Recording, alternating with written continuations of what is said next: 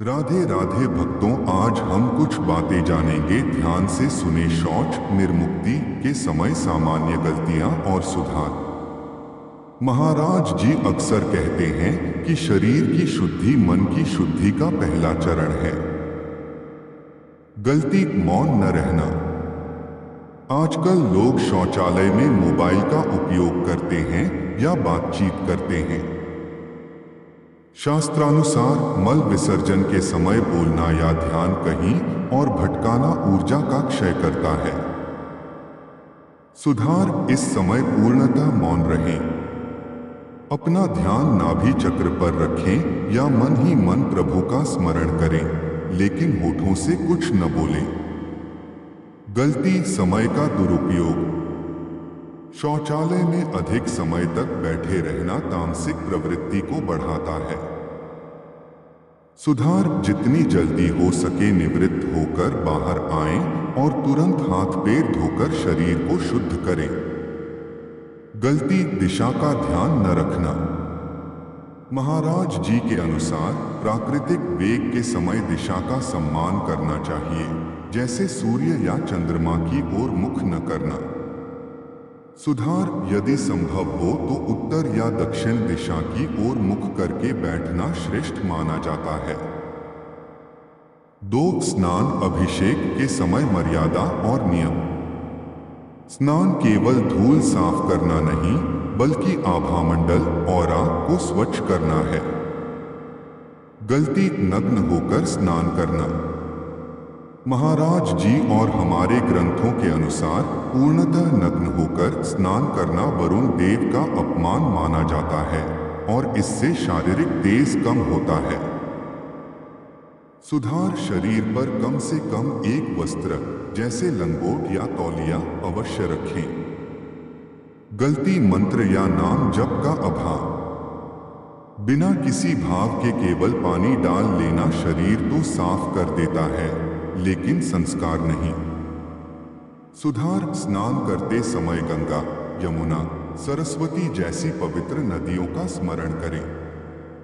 गंगे च यमुने चैव श्लोक का पाठ करें या अपने इष्ट देव का नाम जपते रहें। इससे जल अभिमंत्रित हो जाता है। गलती सीधे सिर पर पानी डालना। वैज्ञानिक और आध्यात्मिक रूप से सीधे गर्म या ठंडा पानी सिर पर डालना ठीक नहीं है। सुधार, सबसे पहले पैरों पर जल डालें, फिर घुटनों पर और धीरे धीरे ऊपर की ओर आएं। अंत में सिर पर जल डालें। इससे शरीर का तापमान संतुलित रहता है। 3. भोजन प्रसाद ग्रहण करने की विधि। भोजन हमारे संस्कारों का निर्माण करता है। जैसा अन्न वैसा मन। गलती बिना भोग लगाए भोजन करना। महाराज जी कहते हैं कि जो भोजन सीधे खाया जाता है वह केवल पेट भरता है, लेकिन जो भगवान को अर्पण किया जाता है वह प्रसाद बन जाता है। सुधार, भोजन करने से पहले भगवान को मानसिक या भौतिक रूप से भोग लगाएं। इससे भोजन के साथ आने वाले दोष समाप्त हो जाते हैं। गलती खाते समय नकारात्मक चर्चा या टीवी देखना। क्रोध, चिंता या टीवी पर हिंसा देखते हुए भोजन करने से वह अन्न विष के समान हो जाता है। सुधार, भोजन के समय केवल सकारात्मक विचार रखें। संभव हो तो मौन रहकर या शांत संगीत भजन सुनते हुए भोजन करें। प्रत्येक कौर को खूब चबाकर खाएं। गलती अन्न का निरादर और जूठन छोड़ना। थाली में जूठन छोड़ना दरिद्रता को आमंत्रण देना है। सुधार, थाली में उतना ही लें जितनी भूख हो। भोजन शुरू करने से पहले अन्न देवता को प्रणाम करें और अंत में धन्यवाद दें। 4. अन्य महत्वपूर्ण गलतियां और जीवन सुधार। सोने का तरीका। महाराज जी बताते हैं कि सोने से पहले पैर धोकर और अपने गुरु या इष्ट का ध्यान करके सोना चाहिए। बाईं करवट लेफ्ट साइड सोना पाचन और श्वास के लिए उत्तम है। क्रोध और वाणी, दिन भर में हम जो अपशब्द बोलते हैं वे हमारी प्रार्थना की शक्ति को कम कर देते हैं। सुधार के लिए मौन का अभ्यास करें। सेवा भाव की कमी, केवल अपने लिए जीना पशुता है। दिन में एक बार किसी जीव, पक्षी या असहाय की सेवा अवश्य करें।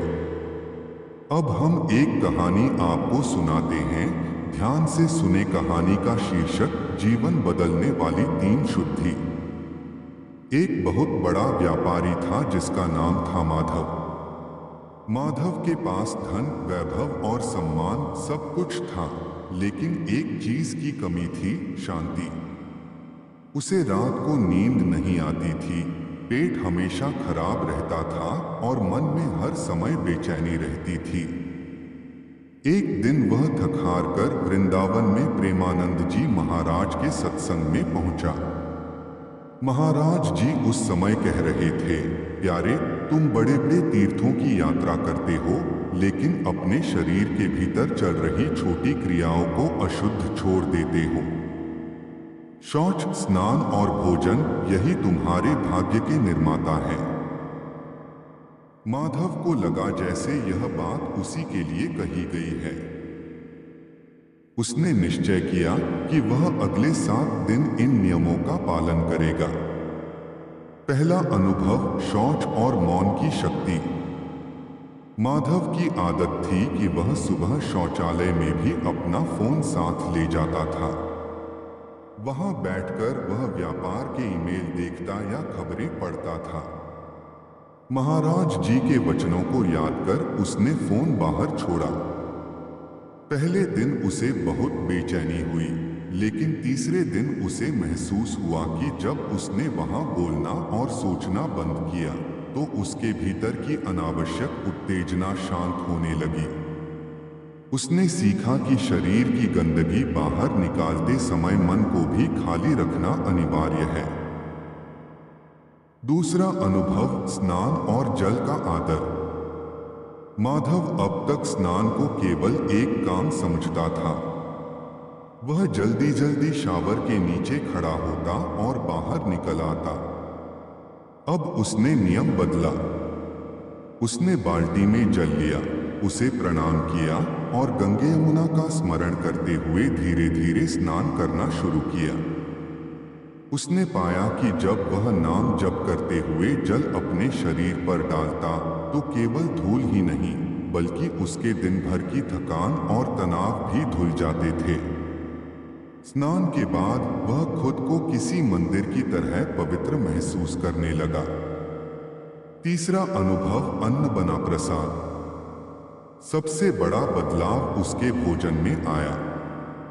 माधव अक्सर चलते फिरते या टीवी पर बहस देखते हुए खाना खाता था। अब उसने नियम बनाया, भोजन से पहले एक छोटा सा भोग प्रभु को लगाना और फिर शांति से बैठकर चबा चबा कर खाना। उसने देखा कि जो भोजन उसे पहले भारीपन देता था वही अब उसे ऊर्जा दे रहा था। उसके चेहरे पर एक नई चमक आने लगी।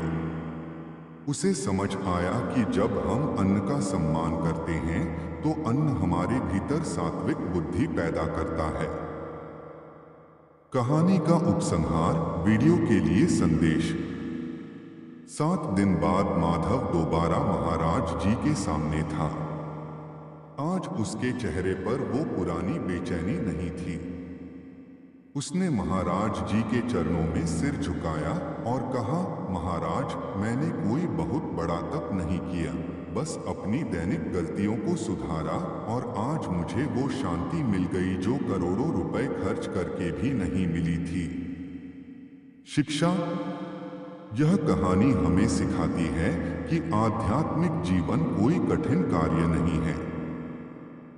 यदि हम अपनी दिनचर्या में प्रेमानंद जी महाराज द्वारा बताए गए इन छोटे छोटे सुधारों को अपना लें तो हमारा शरीर एक मंदिर बन जाता है और मन में साक्षात प्रभु का वास होने लगता है।